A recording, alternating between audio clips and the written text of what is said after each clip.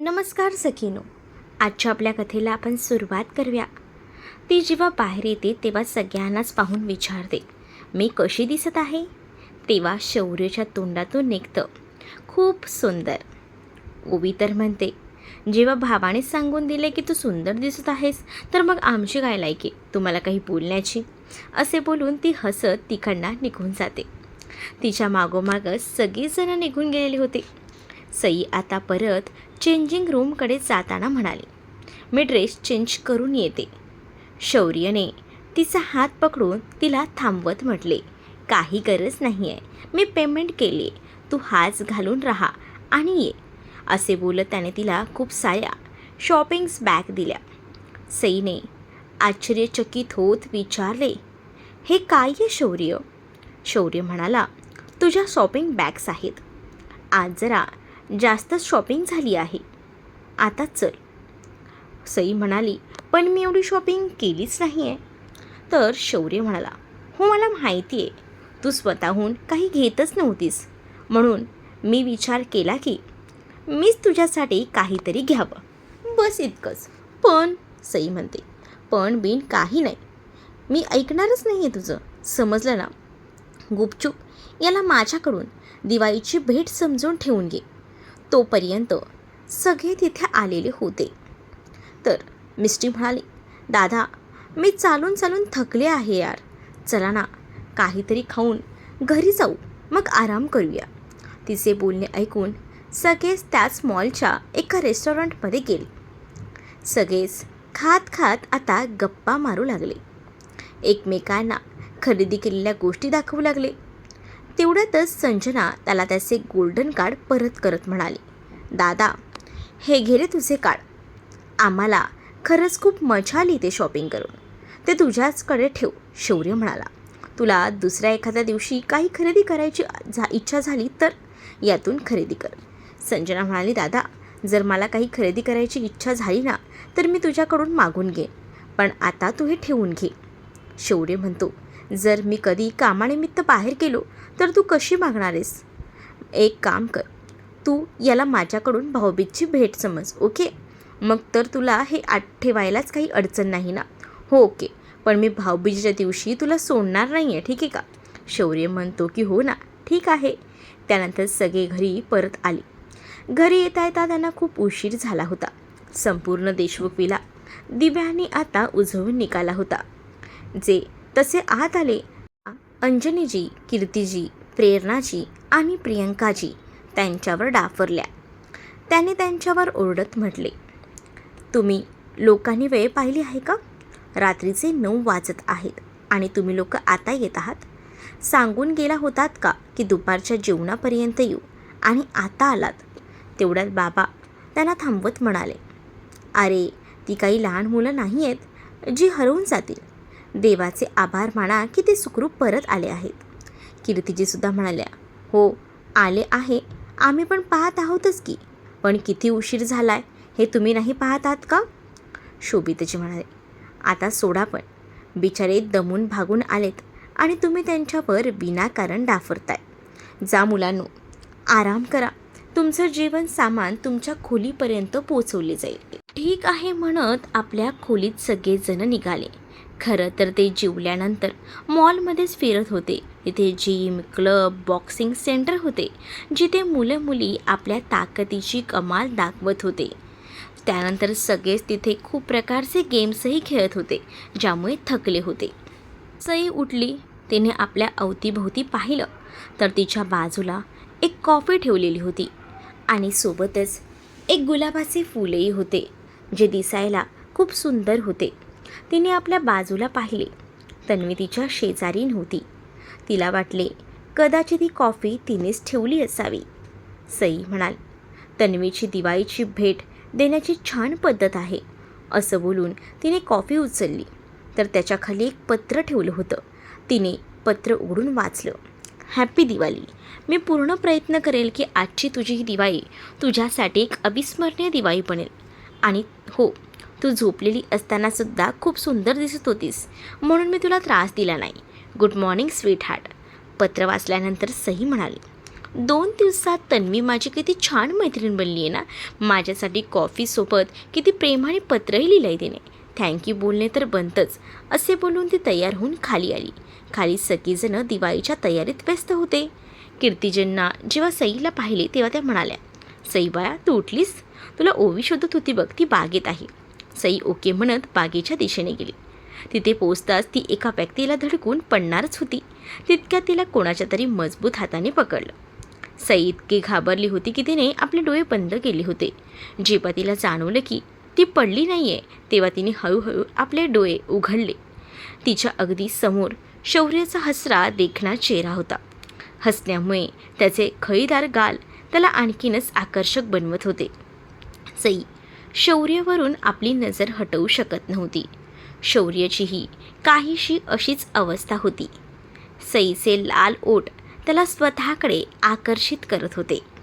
शौर्य सईच्या निखळ सौंदर्याकडे पाहत राहिला.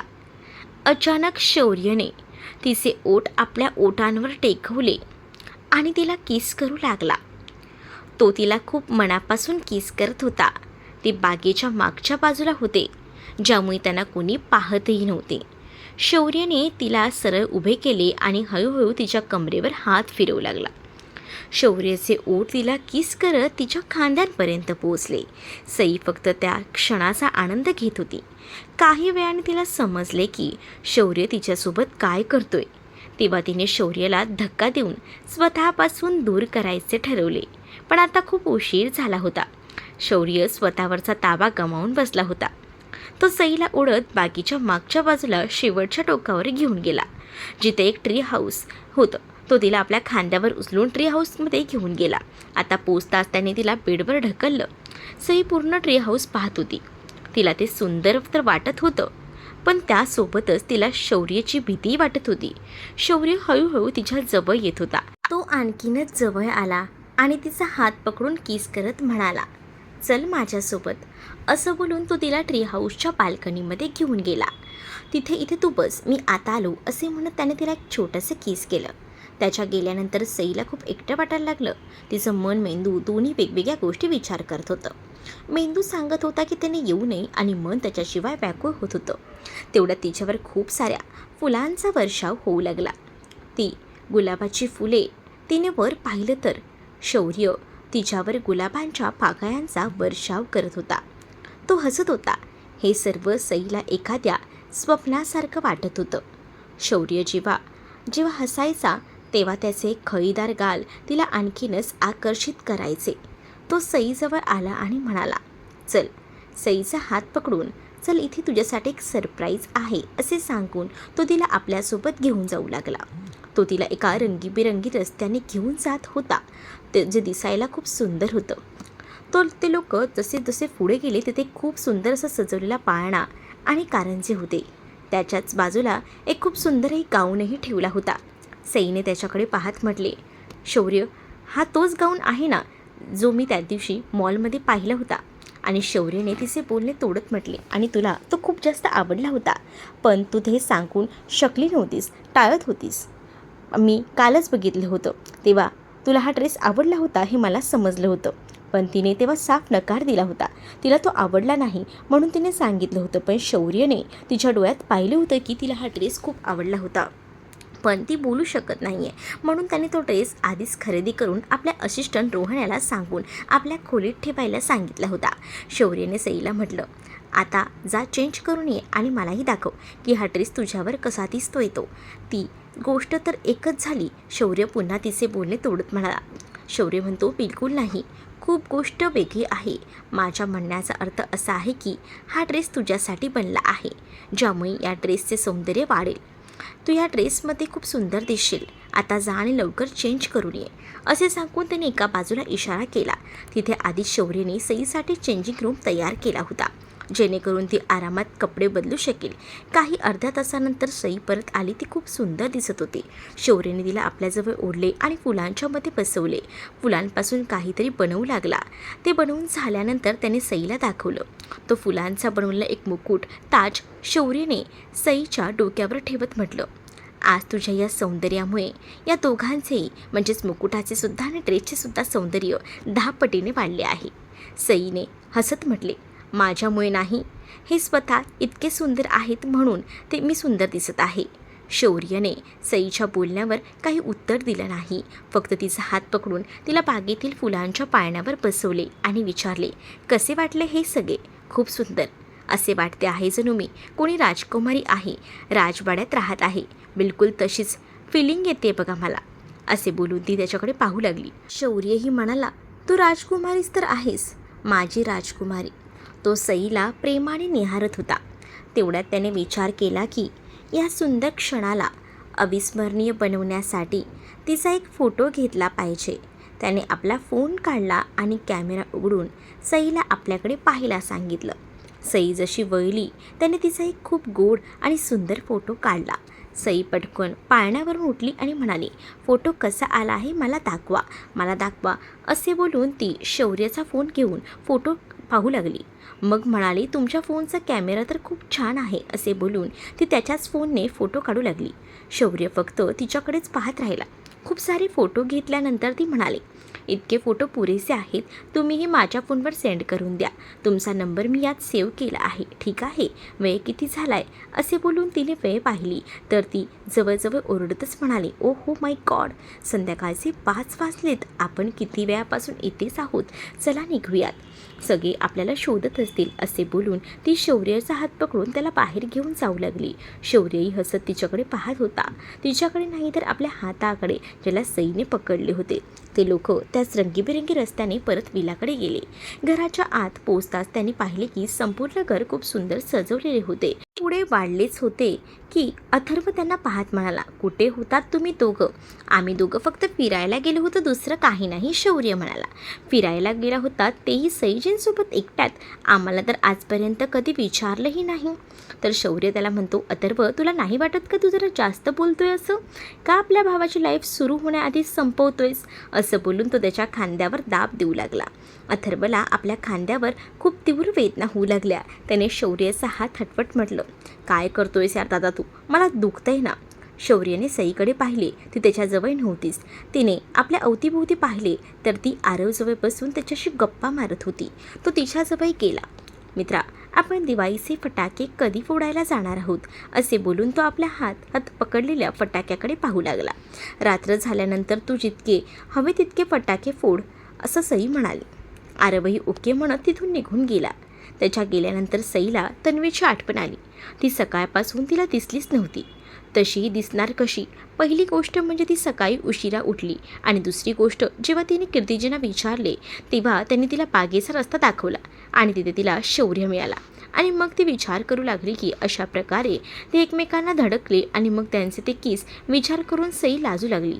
तेवढ्यात तिला आठवलं की ते दोघे तर एकमेकांवर प्रेमही करत नाहीत आणि त्यांचे लग्नही झालेले नाही आहे. मग कशी ती एका अनोळखी पुरुषाच्या किस करण्यावर आणि त्याच्यासोबत घालवलेल्या काही क्षणांचा विचार करून ती लाजत आहे.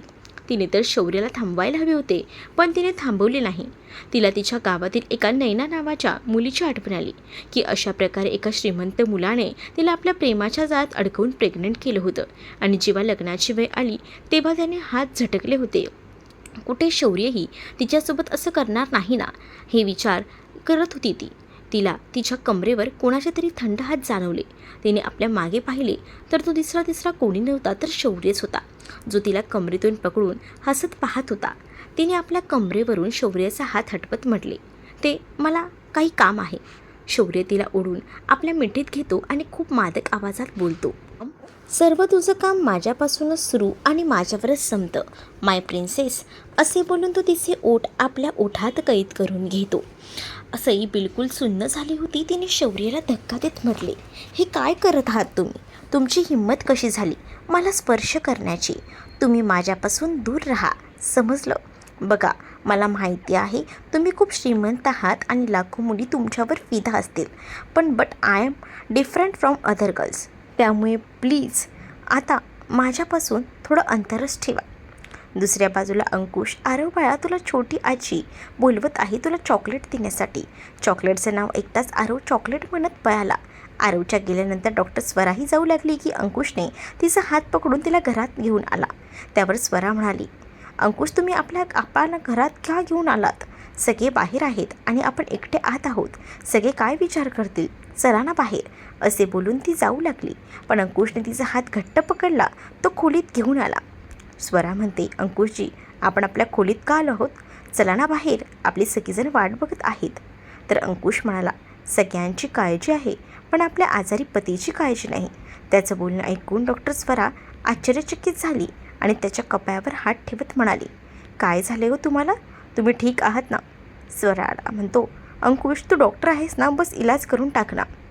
स्वरा म्हणते, हो मी करेन, पण तुम्ही हे तर सांगा की मला काय झालं आहे तुम्हाला?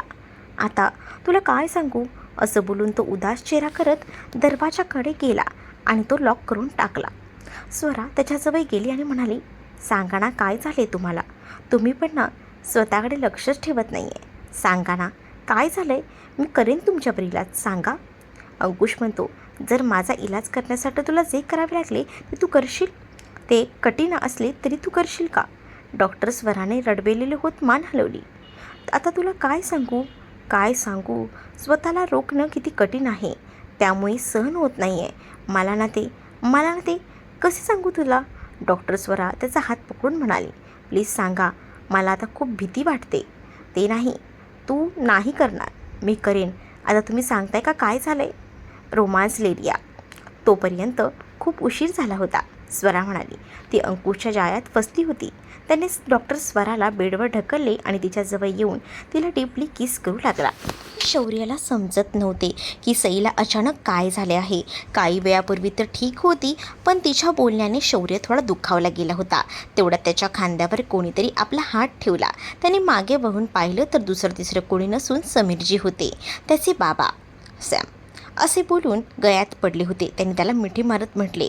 समीरजी म्हणाले, काही प्रॉब्लेम आहे का? शौर्य मिठीत असतानाच, काही तर नाही. समीरजी म्हणाले, अच्छा, आता वडिलांशी खोटं बोलणार आहेस का?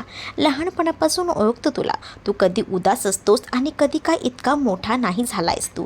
आता बोलून टाक, मनाचे कुलूप उघडून टाक. बाबा, खरंच काही झालं नाही आहे, सर्व ठीक आहे. मग काही वेळ थांबून बाबा एक गोष्ट सांगा, तुमचे आणि छोटी आईचे लव्ह मॅरेज आहे ना, मग तुम्ही त्यांना कसे पटवले? हो बेटा, आमचे लव्ह मॅरेज झाले होते आणि तुझ्या छोटी आई प्रियंकाजींना पटवण्यासाठी मी खूप पापड लाटले होते. एकदा मी त्याच्यासाठी खूप सुंदर कॅन्डल लाईट डिनर स्वतःच्या हाताने सजवलं होतं आणि आम्ही एकत्र खूप छानही वेळ घालवला. पण त्याच्या दुसऱ्या दिवशीच त्यांनी सांगितलं की त्या मला फक्त मित्र मानतात, त्याच्या पलीकडे काही नाही. तर मग आम्ही विचार केला, आधी मैत्रीच निभावून घेऊ, नंतर प्रेम तर होणारच आहे, तर बस पाहून घेऊ. आज 3 मुलांचा बाप बनून बसलोय, असे बोलून ते हसू लागले. शौर्यही त्यांच्याकडे पाहून हसू लागला. अच्छा बाबा, मी निघतो. आपल्या खोलीत निघून गेला. तो काहीतरी विचार करत होता. त्याला रोहनचा फोन आला. त्यांनी फोन उचलत म्हटले, सर, आम्ही त्याला डार्क विलाचे दर्शन घडवून आणले आहे. बस तुमच्या पुढच्या ऑर्डरची वाट पाहत आहोत. त्यांचे बोलणे ऐकून शौर्याचे डोळे गडद झाले. त्याने एक उपरोधिक हसत म्हटले, 5 मिनिटे, असे बोलून तो आपल्या वॉर्डरोबपाशी गेला आणि त्याच्या आत 2 कपड्यांच्या मधून एक गन काढली. मग ड्रॉवरमधून बुलेट काढून ती आपल्या पाकिटमध्ये ठेवली. मग गन पॉकेटमध्ये ठेवून आपला ब्लेझर हातात घेत निघाला. तो घराच्या मागच्या रस्त्याने गेला, जेणेकरून कोणी त्याला पाहून काही प्रश्न विचारू नये. तो आपला कारपाशी गेला आणि त्याने तिच्या कीच्या मदतीने कारचा दरवाजा उघडला आणि कारमध्ये बसला. तो बसताच ड्रायव्हरने कार स्टार्ट केली. काही अंतर गेल्यानंतर चहूबाजूला फक्त सुनसान रस्ता आणि अंधार होता. ते लोक एका जंगलाच्या रस्त्याने जात होते. 10 मिनिटाच्या प्रवासानंतर ते पोचले. ड्रायव्हरने कार थांबवली. मग स्वतः कारमधून उतरून शौर्याच्या बाजूचा दरवाजा उघडला. शौर्यने आपल्या डोळ्यांवर ब्लॅक ग्लासेस घातले. मग कारमधून स्टाईलमध्ये बाहेर पडला. त्याचा ड्रायव्हर तर त्याला पाहूनच कापत होता. त्याने आपली नजर समोर टाकली. त्याचा असिस्टंट रोहन धावत त्याच्याजवळ आला आणि म्हणाला, रोहन, गुड इव्हनिंग सर. तो इथेच आहे आणि आम्ही त्याचे स्वागत तर केले आहे, बस विदाईची वाट आहे, असे बोलून तो शौर्याच्या मागे मागे चालू लागला. और एक मोठे घर होते, जे जंगलाच्या झाडाझुडपांनी वेढलेले होते आणि संध्याकाळी 7:30 वाजता ते खूप डरावणे दिसत होते. ते लोक त्याच्या आत गेले. आता फक्त 30-35 वर्षांचा माणूस जखमी अवस्थेत खुर्चीला बांधलेला होता. शौर्याने आपली गन काढली, ती रिलोड केली आणि त्याच्या अगदी समोर बसला. त्याने त्या माणसाकडे पाहिलं आणि हसत म्हणाला, तर कशी राहिला आमचा पाहुणचार? काही कमतरता तर नाही ठेवली नाही यांनी तुमच्या पाहुणचारात, मिस्टर विक्रांत पटेल. शौर्याची माणसं आणि त्याचा असिस्टंट रोहन हसू लागले. विक्रांतला आपले सगळे हसताना पाहून खूप राग येत होता. त्याने शौर्याकडे रागाने पाहिले आणि तुटक आवाजात म्हणाला, हे तू तू योग्य नाही केलेस शौर्य प्रताप देशमुख. आधी तुम्ही माझ्या भावाला मारून टाकले आणि तुम्ही हे विचार करत होतात की तुम्ही वाचाल, तर तुम्ही चुकीचा विचार करत आहात. जसे तुम्ही माझे कुटुंब माझ्या भावाला विनाकारण मारले, तसे तुमच्या कुटुंबालाही मारावे लागेल. त्याचे बोलणे ऐकून शौर्याचे हसू आणखीन गडद झाले, जे पाहून विक्रांत गोंधळात पडला. शौर्याने हसत रोहनला इशारा केला आणि रोहन शौर्याचे बोलणे समजत बाहेर गेला. आणि जेव्हा परत आला तेव्हा त्याच्यासोबत एक माणूस होता जो बेहोश होता. शौर्य जेव्हा तयार होऊन कारकडे जात होता तेव्हा त्याला आपल्या घराच्या किचनमधून काही आवाज येत होता. तोच आता थांबला आणि त्याला आठवलं की सगळे तर बाहेर आहेत, मग किचनमध्ये कोण आहे? तो दबक्या पावलाने किचनच्या दिशेला गेला तर त्याला तेथे कोणी दिसलं नाही. तो परत चालला गेला, पण पूर्णपणे नाही. तो माणूस जो तिथे लपंडाव खेळत होता तो बाहेर आला आणि चहूबाजूला पाहत हॉलच्या मध्यभागी सोफ्याच्या खाली वागला आणि आपल्या बॅगमधून एक टाईम बॉम्ब काढून त्यात टाईम सेट करू लागला. तेवढ्यात त्याला आपल्या मागे कोणाच्या तरी असण्याची जाणीव झाली. आधी तर त्याला वाटले की हा त्याचा भ्रम असेल, म्हणून त्याने आपले काम चालू ठेवले. तो टाईम सेट करून तो स्टार्ट करणारच होता की त्याला आपल्या खांद्यावर कोणाचा तरी हात चालवला. त्याने जेव्हा मागे वळून पाहिले तर दुसरा कोणी नसून शौर्य होता. Flashback end. शौर्य आता विचारतो, बस मी विचार केला आहे, याला इथेच उचलून आणावे जेणेकरून आपली हार आपल्या डोळ्यांनी पाहावी लागेल. हे आता घरी परतला होता आणि आता आपण निघायला हवं असं म्हटलं तर इकडे काय सकाळपासून रात्रीपर्यंत सर म्हणून बोर केले, आपल्या मित्राची गुलामी कोण करतं असं रोहन म्हणायला लागला. तर इकडे जेव्हा विलामध्ये आला तेव्हा तो इकडे तिकडे पाहत होता. तेच त्याला किचनमध्ये सई दिसली. सई शौर्याला पाहिले आणि ती दोघेही बस एकमेकांकडे पाहत राहिली. कोणी काहीच बोलत नव्हते. सई आपल्या अवतीभोवती पाहत आपल्या मनात विचार करू लागली, इथे तर कोणीच नाही आहे, कुठे सकाळसारखे मला बळजबरी किस तर करणार नाहीत ना, आणि मी संध्याकाळी याच्याशी उद्धटपणे वागले होते. कुठे हा मला एकटी पाहून काही करणार तर नाही ना, देव जाणे, वाचवा मला तुझ्या भावाला लवकरात लवकर शोधावे लागेल. तुझे लग्न माझ्याशी हो ना हो, मर्जी तुझी असेल, पण तुझे लग्न मी त्या नराधमाशी होऊ देणार नाही. सईला विचारले, तू इथे काय करत आहेस? रात्र खूप झाली आहे, जा जाऊन झोप. सई म्हणते की हो, तुम्ही मला बोलत आहात, मी इतक्या रात्री काय करते? तुम्ही स्वतः कुठून येत आहात ते तरी जरा सांगा. आज दिवाळीची रात्र आहे आणि सगळे बाहेर फटाके फोडून झोपलेही आणि तुम्ही गायब झालात. शौर्यने तिच्याकडे पाहिले आणि हसत म्हणाला, मी कुठेही जाऊ किंवा जाऊन परत नाही येऊ, तुला त्याच्याशी काय? सई म्हणते, मला काय, मी जाते असे बोलून तीही निघून जाते. शौर्य बस तिला जाताना पाहत राहिला, मग तोही आपल्या खोलीत निघून गेला. तर तुम्हाला हा भाग कसा वाटलाय हे कमेंटमध्ये मला नक्कीच सांगा आणि अशाच नवनवीन भागांसाठी आपल्या चॅनलला सुद्धा सबस्क्राईब नक्कीच करा.